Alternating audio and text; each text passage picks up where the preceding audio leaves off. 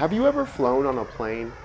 Just in case the answer is no, I'll walk you through the process.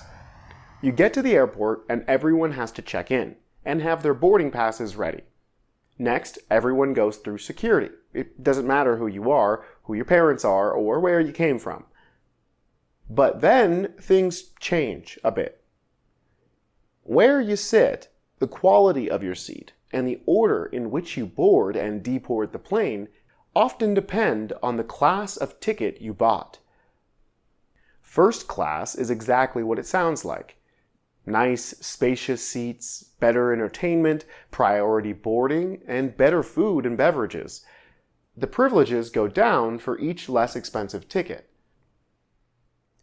American society is organized much like an airplane ride. There are some rules and privileges that apply to all citizens, but there are other privileges and goods that only the wealthy have. Now, as long as everyone has access to the opportunities that build wealth, most people consider the system to be fair. After all, if you have the money and want to spend it on a first-class ticket, then that's your choice. But what if the airline company made extra rules that made it easier for some groups of people to buy first-class tickets and harder for other groups? Would you still consider that fair? In today's lesson, we are going to look at some US policies that determined who had access to property rights and wealth in society. The lesson's essential question is, how has access to wealth shaped social status and class in the United States? The guiding questions are, how did property rights determine a person's status in the United States? How did federal policies determine access to wealth in the United States?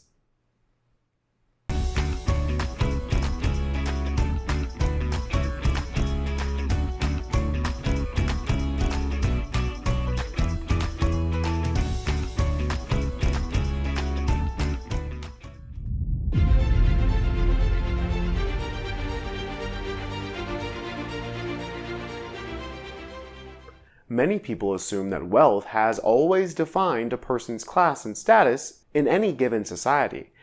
But that's not exactly how it worked in the past.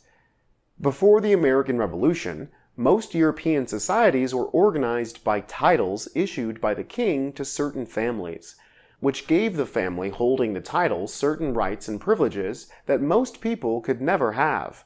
This was called an aristocracy. Basically, you had to come from the right family if you wanted a first-class ticket on that airplane ride.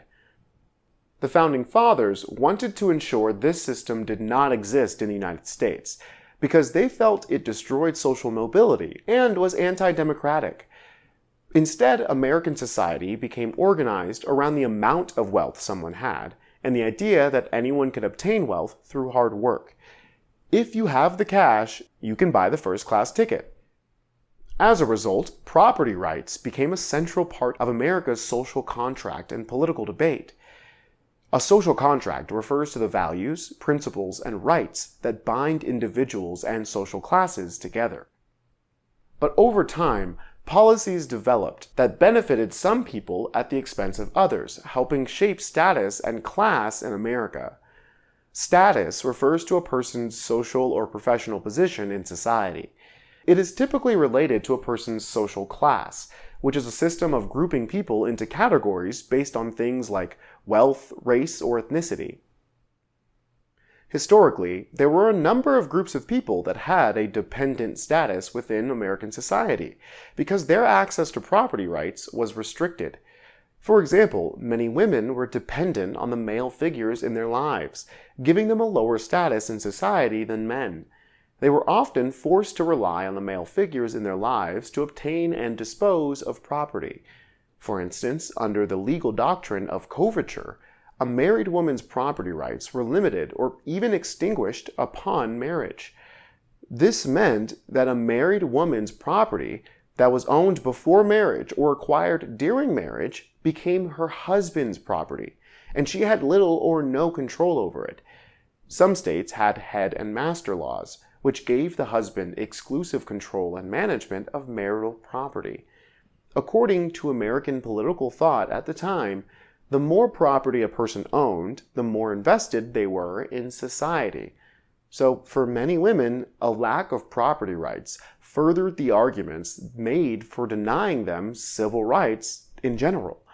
For example, in many states, married women could not represent themselves in legal and civil matters. Therefore, these types of policies reinforced gender-based inequalities in property rights and gave women a lower status than men in the broader society. Today, property rights have less of an impact on a person's social status because these rights are more equally applied than in the past. However, wealth still shapes a person's access to quality health care, the legal system, and other important institutions in America. In the next section, we will look at how access to wealth historically shaped many communities across America. So, for the most part, if you have a first-class ticket, you'll get a first-class seat, no matter who you are or what you look like. Before we explore our next topic, let's answer the first guiding question. How did property rights determine a person's status in the United States?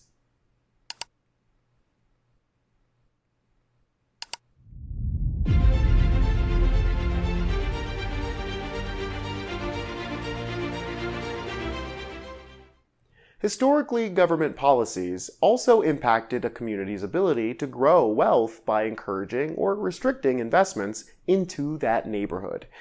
Through controlling investments in a community, these policies came to define social mobility and class in many American cities.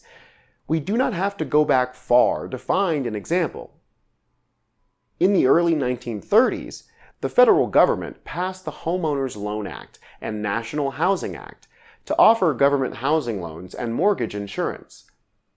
Both laws were designed to increase lending and home ownership by making mortgage loans less risky for banks.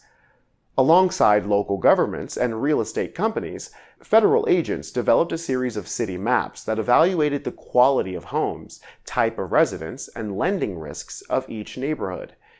Take a look at this map of Philadelphia. Green and blue were little to no risk. Yellow and red were considered too risky to invest in. These maps influenced real estate policies in American cities for almost a century. Each neighborhood was assigned a color code that decided the lending risk and the loans available. Let's take a look at this map of Columbus, Ohio, to figure out the factors that went into assigning risk to an area. According to proponents, the quality of homes in the area was a key factor, as well as proximity to industry.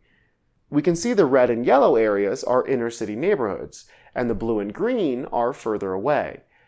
However, critics point to the use of race and class as a determining factor in the colors assigned to a neighborhood, pointing to the fact that yellow and red neighborhoods were predominantly minority or poor white communities. Either way, a neighborhood's assigned color determined whether or not investments flowed into a community. Green and blue areas received the bulk of money and became desirable areas to live. On the other hand, yellow and red neighborhoods did not receive government support and, as a result, were denied loans, ensuring those neighborhoods slowly declined. Critics of this system call this process redlining. Why might critics of redlining consider it a form of government oppression? According to critics, it involved the systematic denial of loans or insurance to certain neighborhoods or communities based on their racial, ethnic, or class composition. They point to some of the language used in the FHA's underwriting manual, published in 1938, which prescribed the rules used to determine the value of property and neighborhood, as well as the credit rating of the borrower. For example, in a section meant to rate both borrower and location, it declared the borrower who acquires property for occupancy in a location inhabited by class or race of people that may impair his interest should be ascribed a lower rating. Simply put, if someone buys a house or wants to develop an area where they might not feel comfortable because of the class or race of the people living there, it could make them less interested in the property, so they should be given a lower rating. This clause meant that people seeking loans to live in, develop, or improve yellow or red neighborhoods would not qualify for a loan. As a result, according to critics, redlining had severe and long-lasting effects because it meant banks and other developers did not invest in yellow and red areas. This limited homeownership opportunities, restricted access to quality education and healthcare, reduced economic opportunities, and hindered the overall growth of wealth within communities that were assigned yellow and red colors, ensuring many of those residents remained poor and within the lower classes. Now, on the other hand, communities that were coded blue and green received low-cost and government-backed loans. As these homes gained value over time, the homeowners could tap into that growth by selling their home or getting more loans. This extra wealth could be used to buy more properties, improve the home, invest in businesses, or send the homeowner's kids to college.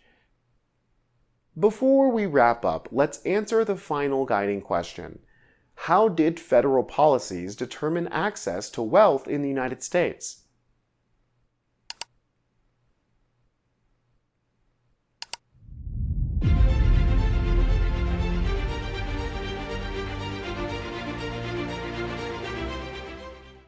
The founders may not have envisioned planes, trains, and automobiles, but they wanted to build a nation based on the individual's power to work hard and move up in the world.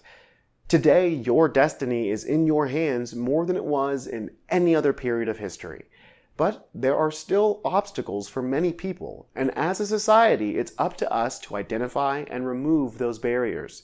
For example, the Fair Housing Act made redlining illegal, paving the way for more equitable housing policies in America. And there is still more work to be done, but we know that you'll keep making history. Hey!